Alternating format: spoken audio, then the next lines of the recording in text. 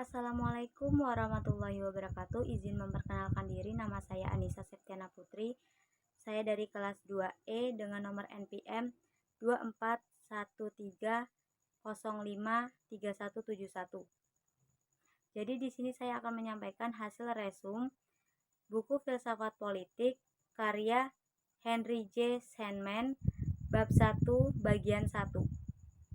Pemikiran politik telah menarik perhatian pemikir sejak 2500 tahun yang lalu. Manusia sebagai political animal selalu berhubungan dengan masyarakat politik. Kajian teori politik bertujuan untuk memahami dasar-dasar politik, mencakup aspek institusional dan moral dalam pemerintahan. Teori politik terbagi menjadi dua aspek utama. Yang pertama, ilmu politik yang berfokus pada hubungan kasual pemerintahan. Dan filsafat politik yang membahas tentang norma moral dan tujuan negara. Keterkaitan keduanya itu menjelaskan tentang hubungan institusional dengan tujuan masyarakat agar menjadi yang lebih baik. Filsafat politik lebih dari sekedar menganalisis ide-ide atau moralitas publik. Ia juga mempertimbangkan realitas politik dan relevansi kontemporer.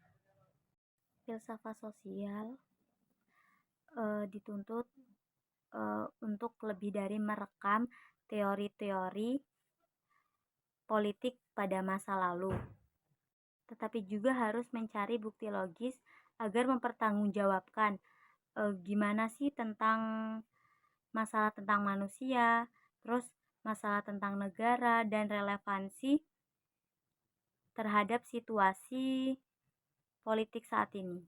Filsafat politik itu juga tidak hanya berfokus pada tujuan dan nilai final, tetapi juga lebih mempertimbangkan konteks sosial dan historisnya. Pada tradisi klasik tidak bersifat statis, tapi dia tuh berbentuk berkembang dan membentuk peradaban barat. Yunani, Hebraik, dan Kristen yang membentuk pemikiran modern hingga saat ini. Dan agama Kristen itu juga yang berperan penting dalam mewariskan dan menggambarkan unsur Yunani dan Romawi. Jadi ada 6 premis utama dalam tradisi klasik. Yang pertama itu ada karakter rasional, moral, dan religius manusia. Yang kedua itu ada eksistensi hukum moral alam. Yang ketiga ada sifat organik kekuasaan. Yang keempat ada kekuasaan demokratis. Yang kelima itu ada subsiditas dalam pemerintahan. Yang keenam itu adanya perlu pemerintahan konstitusional.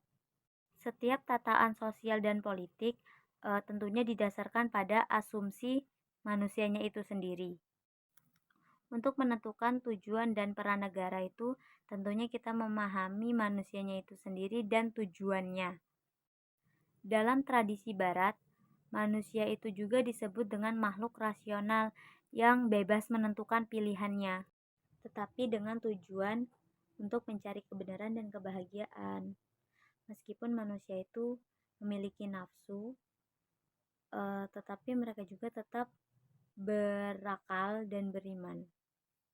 Hukum alam telah memainkan peran penting dalam memikirkan tentang politik dan sosial kurang lebih 200 tahun, terutama tradisi Kristen. Hukum alam juga tuh sebagai kode moral universal melalui waktu dan tempat. Hukum alam juga itu mengacu pada prinsip-prinsip yang terdeteksi melalui observasi manusia dan alam untuk mencapai tujuannya. Konstitusionalisme lebih menekankan pada otoritas publik. Di prinsip-prinsip ini tuh tidak ada yang memegang kekuasaan. Nah, menurut pandangan Yunani kuno, konstitusi itu diibaratkan sebagai tubuh manusia yang berfungsi untuk menjaga keseimbangan masyarakat. Pada sifat organik mekanisme terdapat dua kategori utama, yaitu organik dan mekanistik. Pada teori organik itu kekuasaan tuh disebut juga dengan lembaga etis.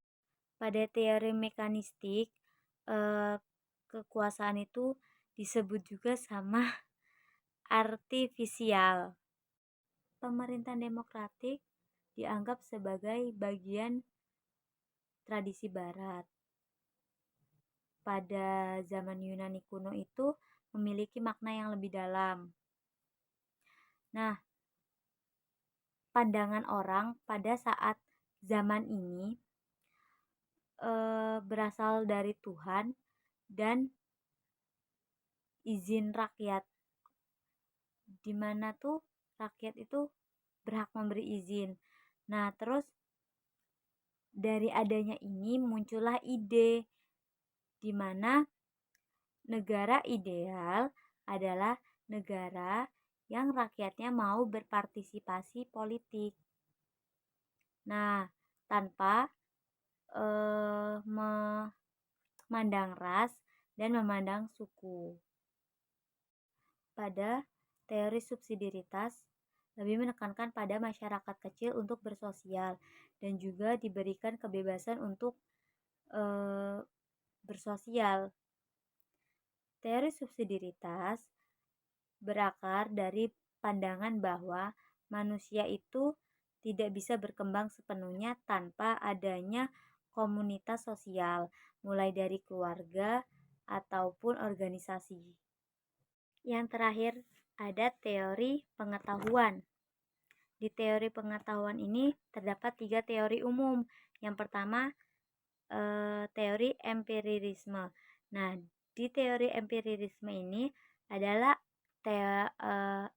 teori yang didasarkan hasil observasi, sehingga di teori ini tidak dapat didefinisikan secara ilmiah. Yang kedua ada teori rasionalisme. Nah, teori rasionalisme ini dapat ditegakkan akal semata, bergantung pada pengamalan indera. Yang ketiga ada teori Aristoteles, yang berada di tengah-tengah di antara teori yang pertama dan kedua.